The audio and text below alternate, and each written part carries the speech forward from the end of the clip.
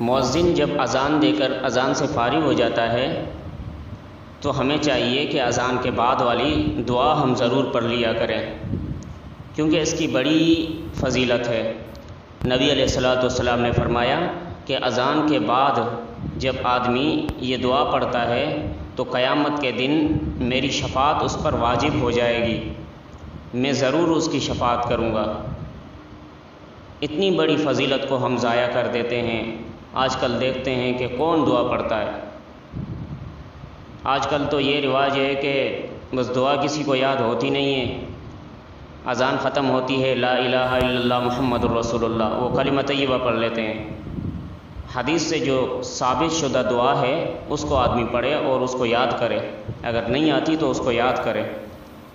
حدیث پاک میں آتا ہے عن جابر بن عبد اللہ رضی اللہ تعالی عنہ ان رسول اللہ صلی اللہ علیہ وسلم قال من قال حين يسمع النداء اللهم رب هذه الدعوة التامة والصلاة القائمة آت محمدا الوسيلة والفضيلة وابعثه مقاما محمودا الذي وعدته حلت له شفاعتي يوم القيامة۔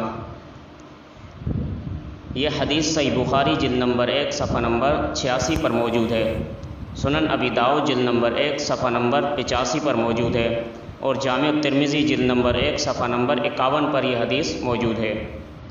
حدیث پاک کا ترجمہ یہ ہے کہ حضرت جابر رضی اللہ تعالیٰ عنہ سے مروی ہے کہ رسول اللہ صلی اللہ علیہ وسلم نے فرمایا جس نے اذان سننے کے بعد یہ دعا پڑھی تو قیامت کے دن اس کے لیے میری شفاعت واجب ہو گئی۔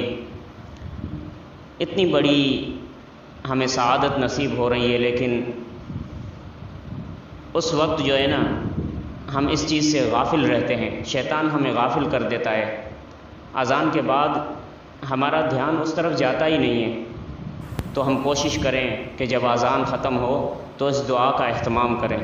اس دعا کو اذان کے بعد اپنا ایک عمل بنا لیں کہ جیسے ہی اذان ختم ہو، پہلی بات تو اذان آدمی غور سے سنے، جب اذان آئے تو اپنے کام کاج آگے پیچھے کر کے اذان کا جواب دے، اس کا بھی بہت بڑا ثواب ہے۔